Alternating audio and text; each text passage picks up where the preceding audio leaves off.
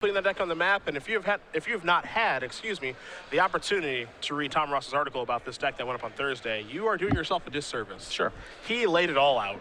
Now see, green-white versus goblins, Cedric. I'm throwing you a bone here. Yeah, goblins. There are goblins in the deck. You were right. There is a goblin theme deck. Now, the might be a question, because I actually don't know the answer to this question, since you played green-white for a while and know green-white pretty well. Who do you think is favored in this match?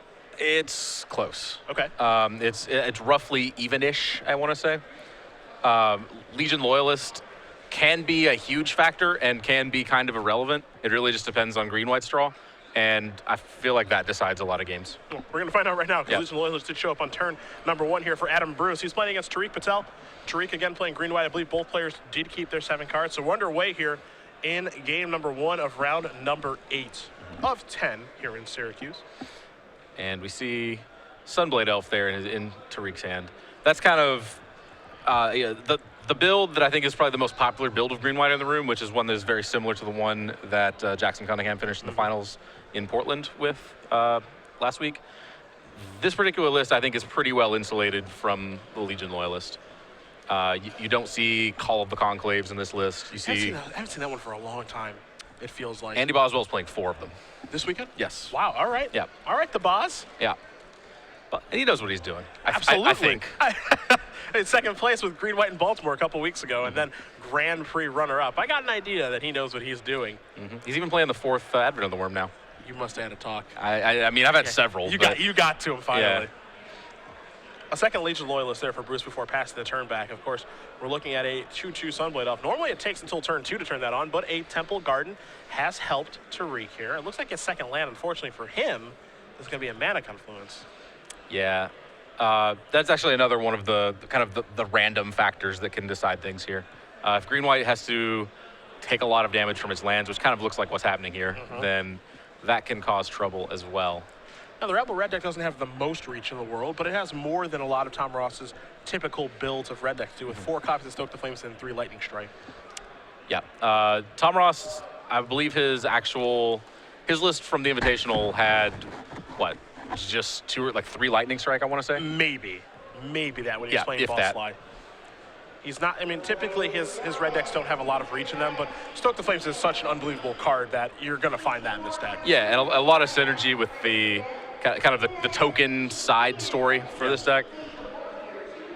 And Voice of Resurgence gonna help out. But again, with double Legion Loyalist, if that Voice of Resurgence dies, it doesn't really leave anything useful on defense. A Branding Emissary is going to come in, and of course the trigger is going to add a red and a green mana, making Stoke the Flames even easier to cast if that's what Bruce wants to do on this turn. So he does have 2 mana flowing, so he's going to activate a Mutavault with 1 of the mana. Let's see what else he wants to do here. So 1 mana floating, and there's a Stoke. There we go. To the head, I would assume. Yeah. Okay. So you think we're better off killing that than the Voice? Or sorry, just going upstairs instead of going at the Voice. I mean, the Voice and the Mutavault can trade now, and then it leaves a token behind, and you can start attacking. It's very dependent on what else is going on in Adam Bruce's hand. If those last 2 cards are Rubble Belt Makas or something like that, then I like just going to the head. Okay. And it looks like he manages to kill the Voice one way or another. That's a tough spot for Tariq. I think he has to block there. You don't want to take damage from recurring sources if you can avoid it. But that elemental token, again, pretty much useless on defense, which is where Tariq is going to be, I think. Voice and Mutavault do trade there. You do see the elemental token come in. Evan Irwin making an appearance here. It is a 2/2 for right now. Temple Garden's going to come in and play tap. You can see on Tariq's side, he does have a Banish Light in his hand that he can't cast just yet on this turn. Also to Johnny as well. I believe you might just see him deploy Soldier of the Pantheon this turn. Yeah, and that's actually a pretty reasonable kind of barricade to sit behind. The Soldier of the Pantheon can hold off Burning Tree Emissary just fine, and the 2/2 Sunblade Elf could hold off one of the 2 Legion Loyalists. That's assuming Adam Bruce doesn't follow up with anything else. And looks like double Soldier of the Pantheon. Pretty good follow-up. Yeah. And now Voice is going to come to the red zone because no sense in holding you back on defense. Yeah, for sure. And you're basically trading 1 damage to yourself off of that Mana Confluence for 1 damage to Adam. And I'm not sure that's a trade that favors you here. It's close. It is close. We saw Mutavault come right off the top and come directly into play here for Bruce. Again, he does have Stoke the Flames in his hand right now. You can see the 3 creatures in play, 2 copies of Legion Loyalist, and then a Burning Tree Emissary. Looks like we're going to fire up this Mutavault. Which cannot attack. Yeah, right? it cannot attack this turn. Okay. So I wonder if he is. Yeah, so that's gonna have to hang steady since you just played that one. That's a touch awkward. So now there will be a battalion trigger here. Okay. And did you catch a glimpse at the other card? I know, again, there is a Stoke the Flames. The other card currently is a mystery. Okay. It's going to be relatively difficult to cast, considering once you activate Mutavault, while it has Summoning Sickness, you can no longer tap it for mana. Yeah. And predictable blocks there for Tariq. We're going to see the Burning Tree Emissary trample over for 1. It has trample thanks to Legion Loyalist's ability. And then the other Legion Loyalist up top going to get through for 2. Yeah, so not the best exchange there at all. Yeah, it did not look like a profitable exchange on board. Certainly Adam lost some material there. The question is it going to kind of pay off later in terms of getting him to those magic numbers to be able to burn him out? Now, 9 is so much more than 8 here. That's, and you actually beat me to it. That's the big difference, right? Because if he's at 8, then you can run off 2 Stoke the Flames to get the job done. But being at 9, it's going to take more than that. Now, there is a Mana Confluence in play, so maybe Patel does deal himself 1 point of damage. We'll see. Yeah, and a lot of powerful but kind of expensive cards sitting in Tariq's hand. That's going to tempt him. Maybe he can gain some life off Soldier of the Pantheon. That might work. I've seen it before. You got to remember, though. Yeah. I've missed that trigger a lot. I'll admit it. I refuse to admit how many times I've missed that trigger. It's going to go down to 8 here. Yeah, I refuse to admit because I don't know. Yeah. It's a lot. We might see an Ajani this turn. Maybe Ajani double strikes that voice token. If that's the case, that would be 8, 9, 10, 11, 12. That'd be Xaxes if you go for it. But I guess Mutavault could block, so. Oh, wow. That is a lot. Yeah, the alternative there would be, what, Banishing Light Legion Loyalist? That's not an exciting line. Yeah. I actually kind of like presenting lethal this turn because then Mutavault has to block. Yeah. So you're kind of removing an attacker and playing Stone Rain. Yeah, I actually like that a lot, and this is exactly what's going to happen. Again, the Voice of Resurgence token is going to get double strike from Ajani, so now that's basically an 8 power attacker, and then you add in the 6 points of damage. That's 14. As you predict, Mutavault gonna jump in front, and I don't think Adam Bruce can actually. I don't think he has draws to get him out from this position. I think Tariq correctly identified that. So Sunblade Elf and Mutavault are going to trade. 8, 9, 10, 11, 12 points of damage will be dealt. So Bruce is going to go down to 2. And now Bruce is going to untap with just a Legion Loyalist and 2 Mountains in play. And I don't think there's any getting out of this. No. Rebel Belt Maka, lands. Yeah, they just can't do it. Does it exist? Not that I can think of. Double Rebel Belt Maka would swing back for 7. And then like land Legion Loyalist? I think that's too many cards. He had 2 cards in hand. Okay, draws 1 for the turn. That'd be cheating. Yes. What you're saying is that would be cheating. Yes. Okay, I understand. Yeah, with just 3 cards from that board, I don't think he can do it. I'm sure I'm wrong. I'm certain that when I say it like that, someone on Twitter is going to be like, no, he just draws this and then plays that and then attacks like this, and Trout's dumb. Well, we can say that anyway. That's sure. We don't need you to give us a reason, but we can just say that. Fair enough. Either way, Tariq Patel does win game number 1 here over Adam Bruce. Green White Aggro up a game over Rabble Red. I'm going to take a look at the Rabble Red sideboard. All right. I'll save Green White for you, nice guy that I am. Goody. 2 Measly Warriors, a Seismic Stomp, 2 Skullcrack, a Flames of the Firebrand, 4 Eidolon of the Great Revel, 2 Magma Sprays, and 3 copies of Dynacharge. If you are playing Green White against Adam Bruce right now, which of these cards are you scared of? I do not like it when the red decks attack. Okay. So things that threaten to cause trouble when you attack are probably the scariest here. So I would expect Dynacharge to come in here.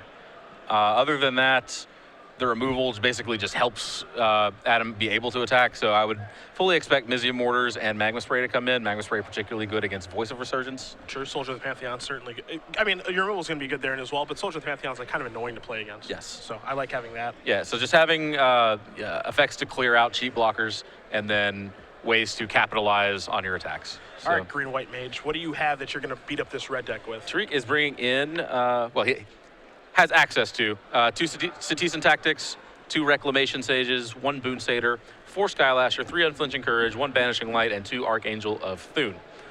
So 5 of those cards gain life. So those are probably coming in. Those are probably coming in. Yeah. I said that. I have not played this matchup personally. Okay. I have not actually dabbled in Standard since the debut of the Rabble Rouser. Okay. So I am not actually sure if like 5 mana life gain is actually a stable thing that you want to rely on. Yeah, Archangel is pretty expensive, Yeah. especially when you're on the draw. Yeah, Archangel Flute obviously would be very good if you could like start the game with it in play. Yeah. You're probably gonna win that game. Yep. But you don't get that. You don't get to do that. You have to make 5 land drops, which is a pretty tall order with this deck. So I'm not positive. I think you bring it in, but I'm not actually that excited about it. I'm very excited about Unflinching Courage. That one is a sweet one. With Stoke the Flames now, you have to be very careful about what you put it on. Okay. This has always been the case because of Mizium Mortars, but it's doubly so now. Okay. Putting it on Voice of Resurgence is not that bad because you at least get a token out of the deal if they kill it. But trying to put it on like a 2/2 Experiment one or a Sunblade Elf or something like that, that's just asking to get 2 for 1. So you have to be very careful about that card. You want to put it on a Fleeceman Lion or a Smiter if at all possible. Okay. But if you do, it probably wins you the game. And then Citizen Tactics is just a giant blowout. It takes a little, you have to set it up. There's some assembly required. There's a little bit of assembly required, but to be fair, you're in your early turns, you're generally you're a little behind, and you're kind of playing out blockers. So it is not actually, it kind of is going through the motions that you would be going through anyway to just play out 3 big creatures and then pass the turn with some mana up to go for the sweet 3 for 1 blowout. Understood. Well, we'll see if Tariq does sideboard those cards in. Now, fortunately for you, at the Autumn State Center taking place October 11th and 12th after Grand Prix Orlando, you won't be able to play this deck anymore, presumably, since most of your cards will rotate out. It won't be the same deck.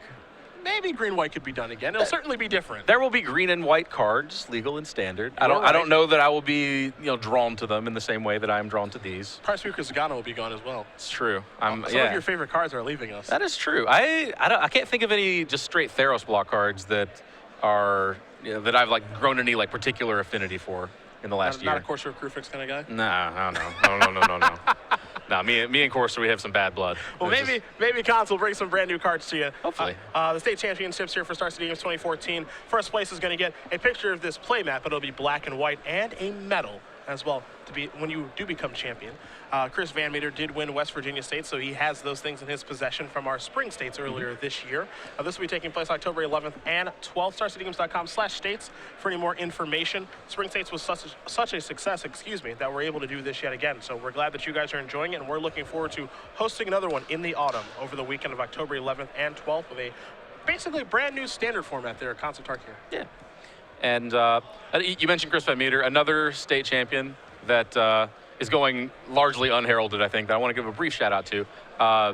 Greg Orange, Minnesota State champion. The Citrus Assassin. Yes. Nice. Yeah, top 16. I believe it was top 16. I think so, yeah. Yeah, he was going very deep. I believe he lost to win and in the last round of the Pro Tour. He had quite the run. I didn't know he won states. That's awesome. That is really awesome. I know Matthias knows him pretty well. Yeah. So that is really, really cool. He definitely made a name for himself last weekend at the Pro Tour when he was playing Esper. I learned that he top 8 states while trying to compose an Animaniac-style ditty to recite the 52 state champions. This was above the curve gag gone wrong. That sounds, I don't want to say bad, it just sounds like hard. I attempted to rhyme Greg Orange with Josh Ravitz. If you ever wondered what rhymes with orange, it's Josh Ravitz, apparently. Oh, is that it? Yeah. That's it? Okay. Great. Yeah, I'm glad this never made it to air. Oh, my God. It did, actually. Oh, you. Yep. Always trying. We have a founder denizen to begin things, a goblin. Yeah. See? Yeah, here I am. There is a chance for me to show up during this match. Don't get me wrong. When the rabble rouser comes, yeah, I can show up. Nice. I'm looking forward to that. That'd be sweet. Well, the question is, do we have your tokens or Eric Smith's tokens in the kit? I don't know. Only one way to find out. Yeah, I'm excited to find out.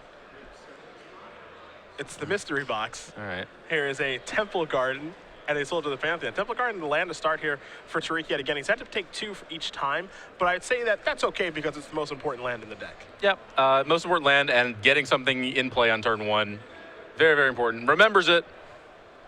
+1. It's a moral victory. It is. It's very important.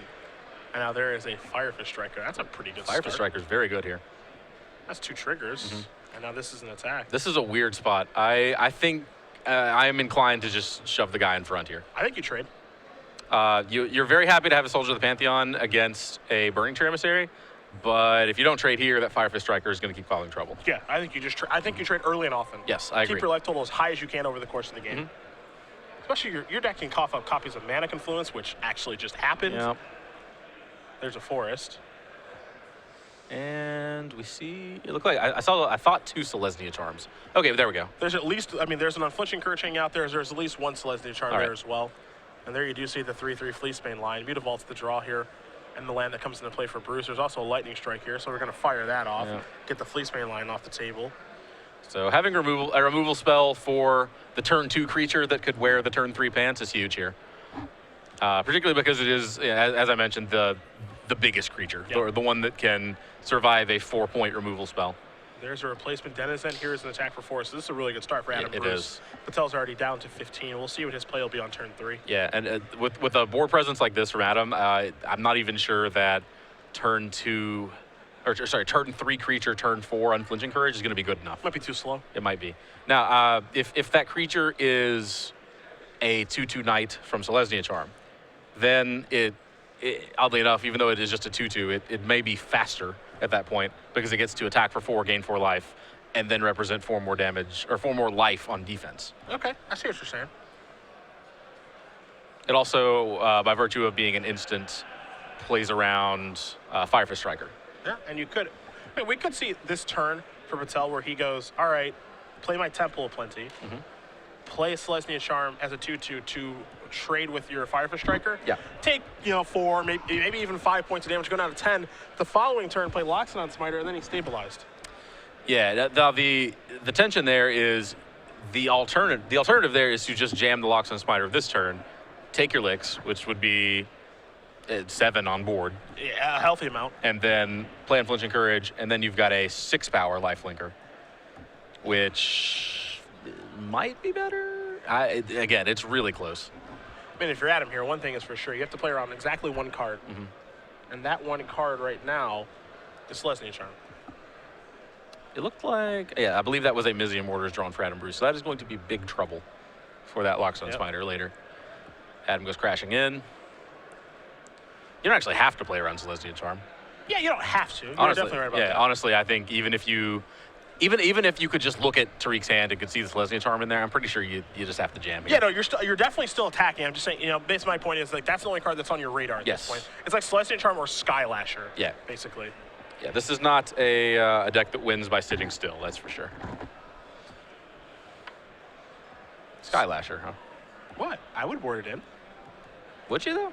I just don't want to die. All right, fair. That's literally it. No, I mean, well, there is some merit to it. I think you have too many things trying to come in to actually do it, but I guess sure. I mean, I can see the concern about it. It was a bit of a misstep there by Bruce, playing the Rakdos Cackler after combat, not pumping up the Foundry Dennis. And you can make the argument that he was trying to, represent a Titan Strength or a Rebel Belt Maka. Yeah. But truth be told, in that situation, your opponent really isn't going to play around it anyway. Like, his back's already so far against the wall, he can't really afford to play around that sort of effect. So you're going to get an Unflinching Courage on the Knight token. This is going to put Patel up to 13, I believe. Now, it's not going to be able to block now because of Firefist Striker, but it's still a pretty good turn. It's also not going to be able to block because it's going to eat a Mizium Mortars. Yeah, that's the thing. So that's a problem, too. Yeah, whether or not that Mizium Mortars hits Knight with Unflinching Courage or Loxodon Smiter, it's going to be a blowout. Yeah. The brief hesitation there for Tariq. I got excited for just a second. Maybe I have a God's willing, but that's not the case. A Johnny's presence. Here's a beatdown for 6. Patel's going to go down to 7. Now Loxodon Smiter may not be able to stabilize the game. You just see his hand right now. He does have a copy of Voice of Resurgence. Yeah, against Firefist Striker, and particularly with the Mutavault lingering back there as well. You need a huge turn to get yourself out of this. He can deploy 2 creatures. He can play Voice and Fleecebane and not take any damage. Sure. That's a pretty good turn. Okay. Mountain was the draw. Fall to 1 on board. That's got to be scary. Is that a Magma Spray? Jeez. Huh. Jeez. I've been sitting here staring at that card trying to figure out what it was. Yeah. I was like, is it like a Chandra Pyromaster or something? That's a Magma Spray. That's a beating. Here comes an attack. Firefist Striker's Battalion is going to make it so Fleecebane line can't block, and we're going to head to a third and final game here between Adam Bruce and Tariq Patel. Rebel Red ties it up against Green-White Aggro. Yeah, and in this decider, Green-White gets to be on the play, which is huge. Yeah, this is one of the most play draw dependent matchups in Standard, or at least in my experience. And it's kind of strange, right? You watch that game and it's like, okay, well, on turn 1, Tariq played a guy. Blocked on turn 2, Tariq played a guy. And Fleece's line, I believe, you know, And did something with that. it was struck. Yeah, it was struck by lightning. Turn 3 did something. Turn 4 played Unflinching Courage. Turn 5 played 2 creatures, lost. Yeah. And it's not like Adam even did anything all that impressive. He just did enough things and was able just to run him over. Yeah, just got the guys on board quickly, and then had a way to turn an unfavorable attack into a favorable one for a couple of consecutive attack steps, which is all you need. Honestly, that's Green-White's game plan against most decks. Yeah, yeah. That's actually most aggro decks' plan against most decks. It's just kind of strange to see, like, the green-white deck did not stumble out of the gate. They did take a little bit of damage from their lands, but there was no stumbling out of the gate and couldn't keep up with the red deck. Yeah. Yeah, I mentioned Legion Loyalist as a card that can potentially cause problems. Obviously, that's because it can make blockers not block. Firefist Striker, just as big a problem. Honestly, probably a bigger one. Firefist Striker, on the other hand, actually is just always trouble. Firefist Striker is a card that has kind of come and gone in red decks, but it's great in this matchup. Yeah. It is completely insane in this matchup. Firefist Striker, I think, ebbs and flows really based on the presence of Sphinx's Revelation decks. If you think that's going to be a popular archetype, then that's one of your worst cards. But it's actually really good in pretty much every other matchup. Every other matchup is kind of creature dependent. Yeah, it's actually, and the black devotion decks and the black mid-range decks have gotten to the point where they're actually creature dense enough to reward that card too. Being able to slide by Desecration Demon, for example, pretty important. Or Blood Baron of Viscopa. That too. Yeah, with black-white kind of being on the rise a little. It's been around for a while, but I think it is slowly eating a little more of the equity that we have normally given to mono black. I was a little surprised to see that be the weapon of choice, especially, by Turtenwald and Jensen and some other players at the Pro Tour. I know the Pantheon all played that deck because I've seen Owen just play mono black for so long. Yeah. And then finally, at the tournament that may matter the most to him, he decides to go with black-white instead. Yeah, I think the real game, people talked about Sign and Blood, maybe Liliana, maybe Urborg. I think the real game changer for the black decks in Standard out of M15 was Caves of Koilos. That was the glue that tied it together. No more Orzhov Guild Gates around here. No more. Now you get to play real lands. I hate playing Guild Gates. No one likes playing Guild Gates. You find one person that likes playing Guild Gates who isn't playing Maze's End. You had to get me with that last little. There was a guy playing Maze's End. This is an amateur hour. I saw a guy playing Maze's End in round 3. He was at like table 70. Was it Gab Nassif? No, Since he played it at the Pro Tour? No, I don't think so. Didn't look like him. I think it's awesome Nassif played that deck at the Pro Tour. I actually agree. Founder Sheet Dennison is how we're going to start things off. Patel does not have a 1-drop this game. We'll see if he has something to do on turn 2. I think it's pretty important that he does. Oh, yeah. Just because he plays a land and passes does not necessarily mean he doesn't have anything to do. Hey, Skylasher and Charmer, certainly a thing.